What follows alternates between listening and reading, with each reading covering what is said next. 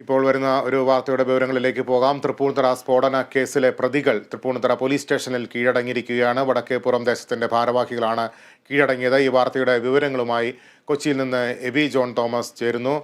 AB, എപ്പോഴാണ് ഇവർ കീഴടങ്ങിയത്? മറ്റ് നടപടിക്രമങ്ങൾ ഇനി എന്തൊക്കെയാണ്?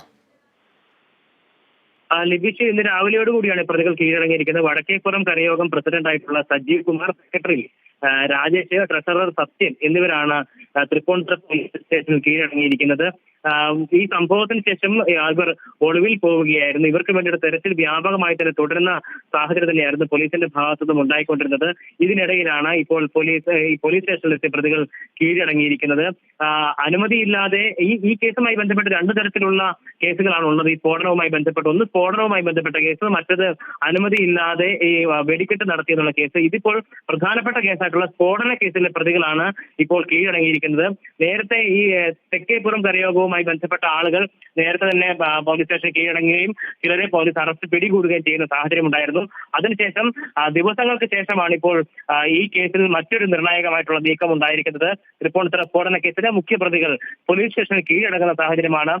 കരയോഗത്തിന്റെ പ്രസിഡന്റ്, സെക്രട്ടറി, ട്രഷറർ എന്നീ മുഖ്യ സ്ഥാനങ്ങളിൽ ഇരിക്കുന്ന ആളുകൾ തന്നെയാണ്. ഇവർ ഭാരവാഹികൾ കൂടിയാണ് എന്നുള്ളതാണ് പ്രധാനപ്പെട്ട ഒരു കാര്യം. ലിബീഷ്, ശരി എബി. തൃപ്പൂണിത്തുറ സ്ഫോടന കേസിലെ പ്രതികൾ പോലീസ് സ്റ്റേഷനിൽ കീഴടങ്ങിയിരിക്കുകയാണ്. തൃപ്പൂണിത്തുറ സ്റ്റേഷനിൽ രാവിലെയാണ് വടക്കേപ്പുറം ഭാരവാഹികൾ കീഴടങ്ങിയിരിക്കുന്നത്. വിവരങ്ങളാണ് എബി ജോൺ തോമസ് നൽകിയത്.